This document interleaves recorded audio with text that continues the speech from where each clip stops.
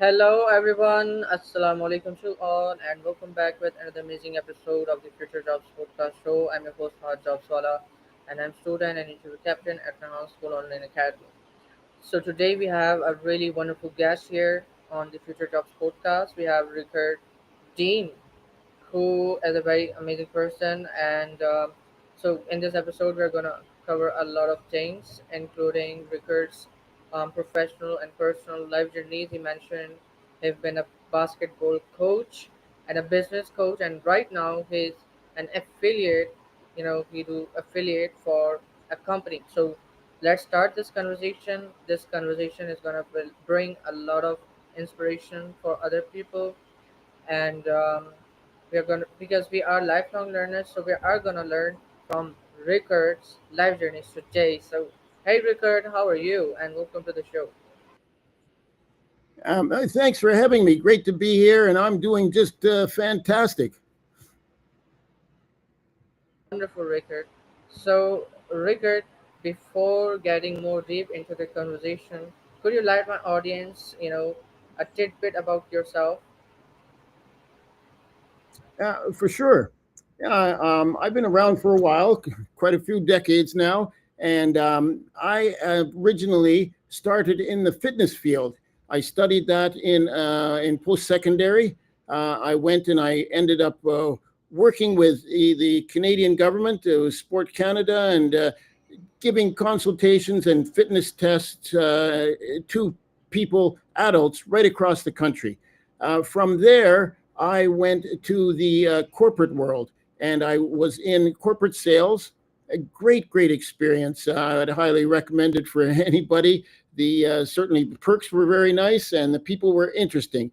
But I had that passion for sports and fitness and helping people. So I eventually migrated into the world of coaching sports, and in this case, basketball in particular. I did that at the high school level first, and then I moved on to the university level here in Toronto, Canada, at Toronto Metropolitan University, TMU, which at that time was called Ryerson University. And it was a great experience, giving the players the skills they needed on the court to develop their game, reach their full potential. And because I was older, I could also give them some lifetime skills that they could use off the court. And it seems to have worked, because even to this day, I walk down the street and I have people going, hey, Coach Dean, how are you? How are things? So I made sure that I impacted a lot of people in that space. But I always wanted to help people. It's in my DNA, and I could do that through the coaching. But I also had that competitive edge to me, and that's good in sports. So I wanted to make more money, and I did on the side network marketing, and I've done that for a few years with a couple of different companies. Had some great success in some where I had over 60,000 people on my team.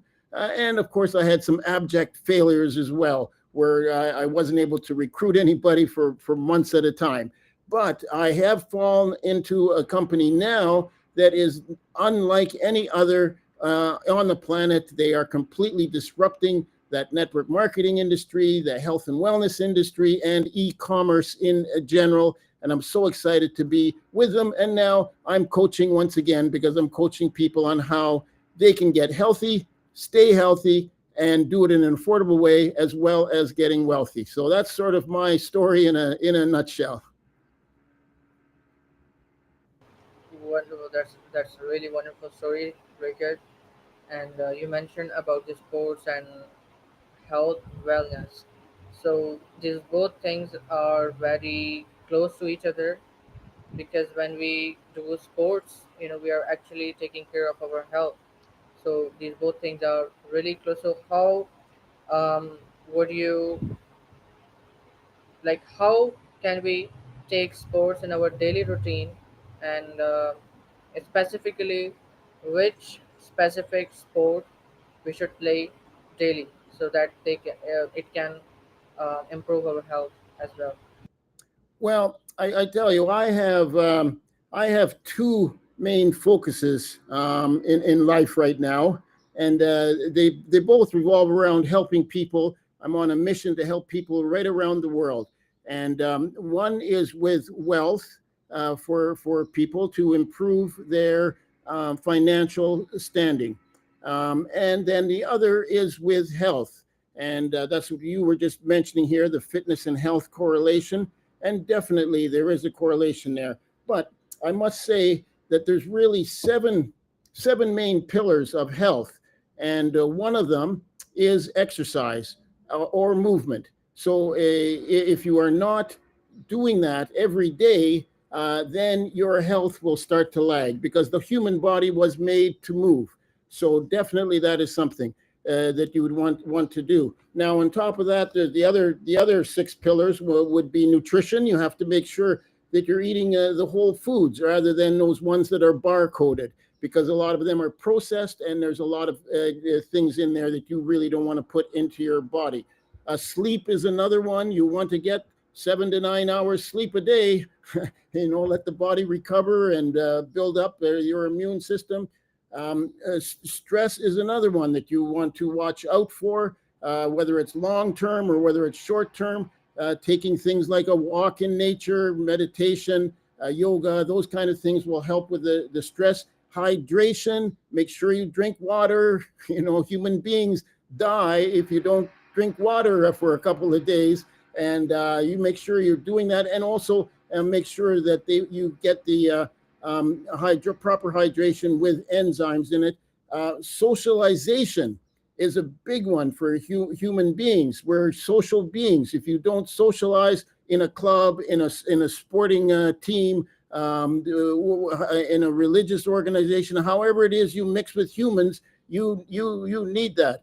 And then finally, supplementation. There are supplements out there that will help the body, because as you get older, the body doesn't process, the metabolic process doesn't work as well as it did when you were younger. And supplementation will definitely help. Everybody needs to do that. So those are the seven pillars. As far as what sport in particular you should do, as I say, it's exercise, it's movement. So walking is fine. But if you would get what they call is a level 2 exercise, and that is something where you can exercise and talk at the same time, then that is a level 2. 150 minutes a week is what you want to do of that level 2. And throw in a couple of days, maybe where you do a more intense workout.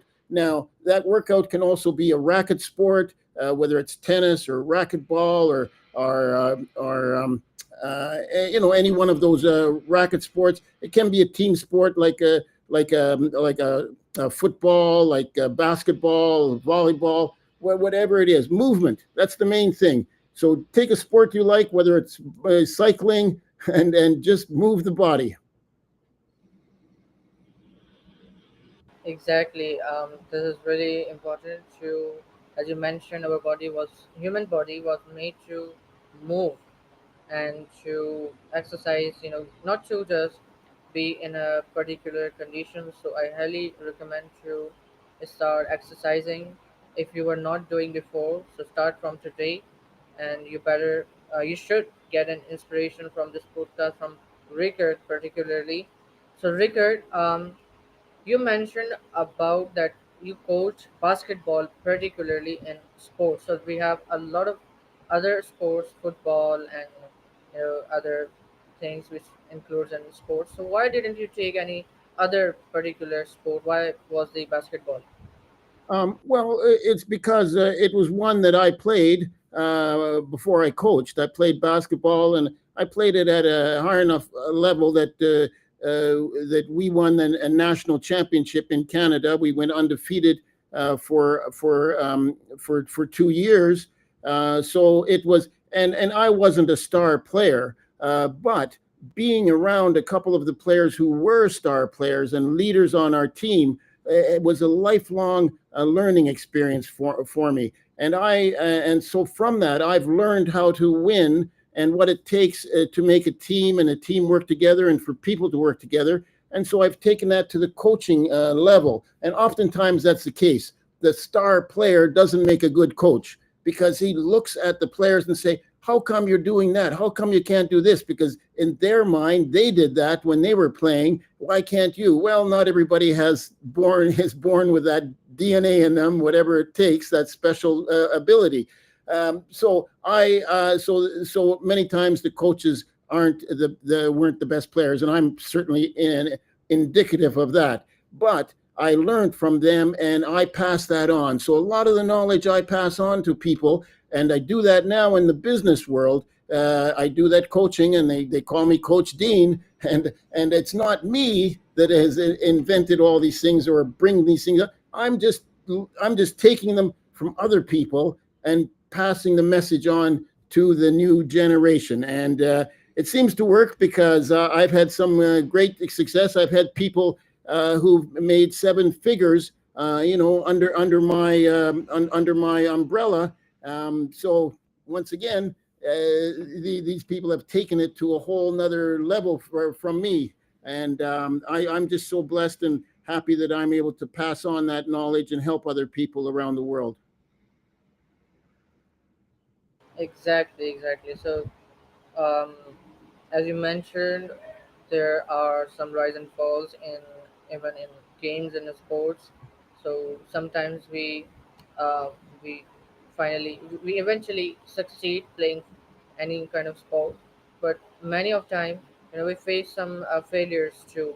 Failures are absolutely the part of our life. We um, face failures in every single career, in every single thing. So, if someone is trying to get into sports and to, start doing any kind of sport from today, but facing some failures and or have a fear that if I would be playing basketball, if I would be playing football, I don't know how to even play it, and I will face some failure. So, what would you recommend, and what would your advice would be for those people? Well, it's advice that carries over into most activities in life, and that is, if you have we I call them thinking issues.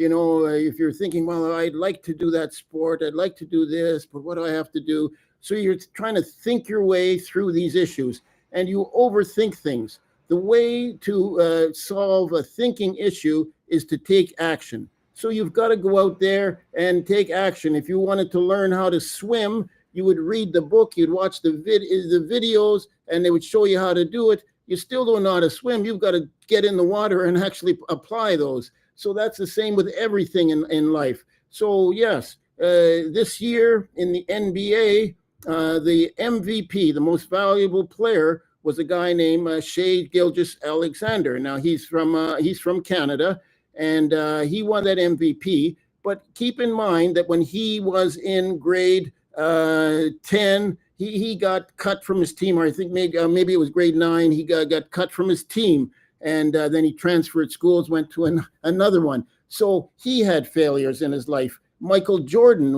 which many people consider the best basketball player ever, he got cut from his high school team before he made it big. So yes, you've got to have failures to have success in life. Without failures, and it's all right for a guy like me, Coach Dean. I can go and tell you what to do and give you all the exercises you have to do, but you've got to experience it for yourself. So me telling you this is the way to do it, that's the way. No, no, no. You've got to actually take action, do it yourself, and then probably it's going to take a lot of hard work. We're talking about usually the human being needs 10,000 repetitions of something to really master it. So whether it's hosting a podcast or like this or anything, 10,000 times before you really have mastered this thing. And so it's no different with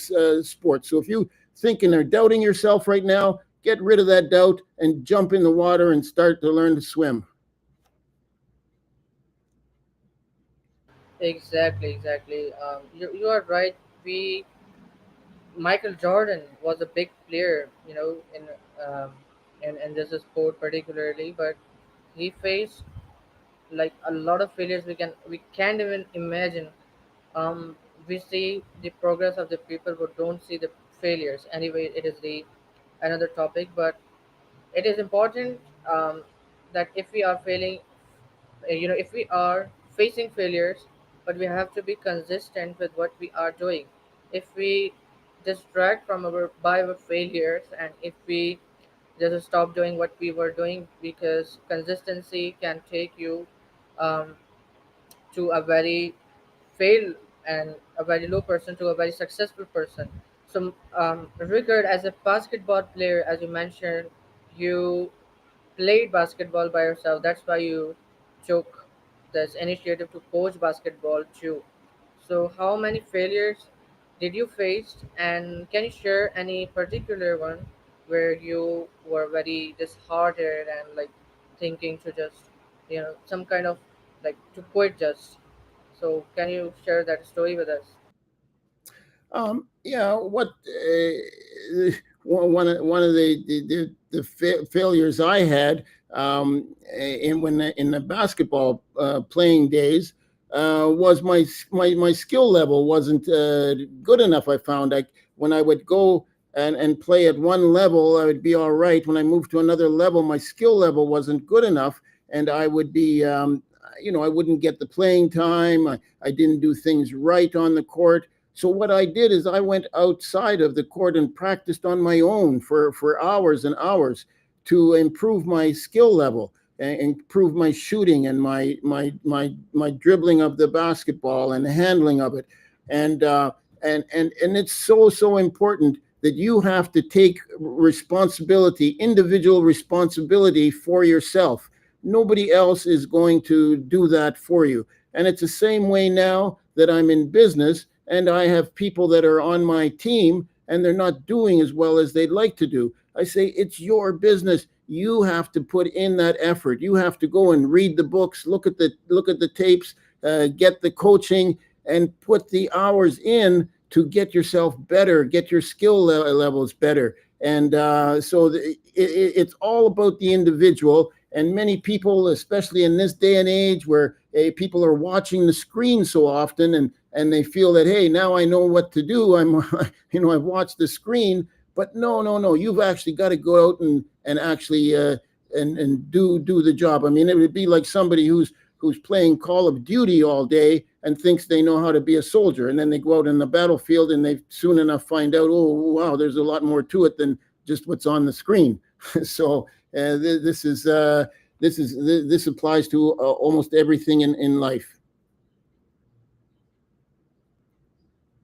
Wonderful. Exactly, Rickard. I'm totally agreed with you.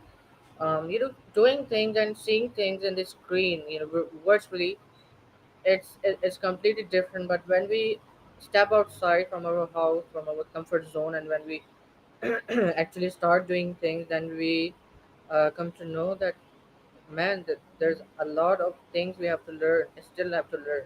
It's all right that sometimes, doing and seeing things through virtually, through screen, sometimes helps out, but this is really important. Until you step outside from your house, from your comfort zone, and start doing, how can you learn that? So this is all about that. So you are now affiliate, and you do affiliate marketing, which we call. So there's a lot of things in affiliate marketing. Many people are, want to do this, but again, there are a lot of things, which are still, we can say, uncovered and undiscovered. So can you describe, um, through your experience as an affiliate? Um, it has been a great experience for me and a learning experience. And lots of people think they went looking for instant gratification. I'm going to start doing this affiliate marketing, this network marketing, and I'm going to become rich because I see these other people are rich and have made money doing this. So I'm going to do the same. But it doesn't happen overnight like that. You have to put in the hours, you have to do the work. I mean, I'm in network marketing and it's called network marketing. It's not called not work marketing. And once again, if you don't put in the work, you don't get the results, and then you'll give the industry a bad name. But if you do put in the work, wow, it can reward you tremendously. And I'm so blessed to be able to share this with people all around the world. And if you want to look at what I'm doing, I'm at livegoodtour.com/Rich Dean. And wow, it is something that I'm so blessed to be able to help so many people around the world, both physically with their health, and financially with their wealth. And the bottom line is, affiliate marketing, network marketing is like anything else in life. You've got to put in the effort. Otherwise, you're not going to get the results. And if you want to put in the effort, if you want support from Coach Dean, hey, I'm your guy for that. Exactly, Rickard. Exactly. That is really wonderful. Um, this is all about doing work, and many people ask that if we choose this career, will we be successful? So they think that there are particular careers, which can help us to be successful. There obviously can be some, but this is about working hard. This is about putting your efforts. And you mentioned when we have some bad people, some people who actually protect themselves to hard work. When they come in the industry, any industry, and they start working, actually they are not, because of their not working, they leave a bad remark, a bad sign in the industry, and then people think that, oh, this is the fault in the industry, but they don't know this. There actually was a person who you know you know just did some bad things, or they spoiled, you know in the other words, they spoiled their industry. So that is really wonderful. You have to be really hard work, and this is about hard working. This is not about the industries, right? That's correct. It's like so many things in life. It's hard work. It's the effort you put in. You will get the effort out of it at the other end. So don't be afraid for a little hard work, and realize that a lot of people, that's not for them. I mean, 80% of the people are just willing to be followers and do whatever somebody else tells them to do. But the 20%, that are at the top, they're the ones going to put in that work to really improve not only their life but other people's lives. And that's what I'm doing right now. And I'm so glad that you had me on here, and I was able to tell a few people. Hopefully, it inspires somebody to get out and take action instead of just thinking about what they could be and what is possible.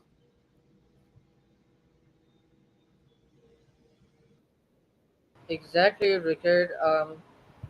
This is all about the many gems, I can say, like, golden people of this era who don't bring on, who don't turn on, and they are not on the screen, but they're really amazing people. So our job is to bring them on screen and to inspire other people throughout their wonderful and amazing insights. So Raycard, you are also the part of a networking company, as you mentioned, a lot of times. So if I ask how to do networking simply, so what would be your answer? Sorry, how to join that program? How to do networking? Oh, well, it's a very simple system. And as I say, for over 100 years, it's been complicated, that industry. But now I found this company that has really simplified it. And basically, all it is you find somebody who is interested in improving their life, improving their wealth, improving their income, and you send them to, in with the technology we have now, a Zoom information session, and that's it. They see the session and they either get hold of it and they jump in, or they say, no, that's not for me.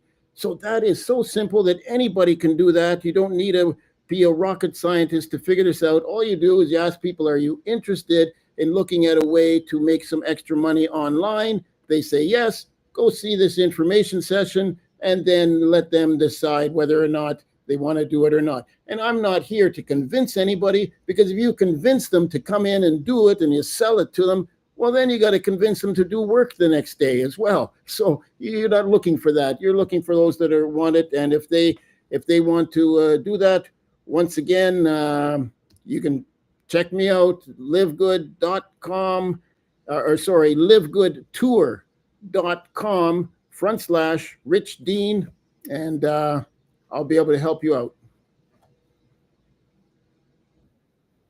Exactly. Thank you so much, Jean, for turning on, for sharing your insights with my audience and with the listeners who are watching and listening to us.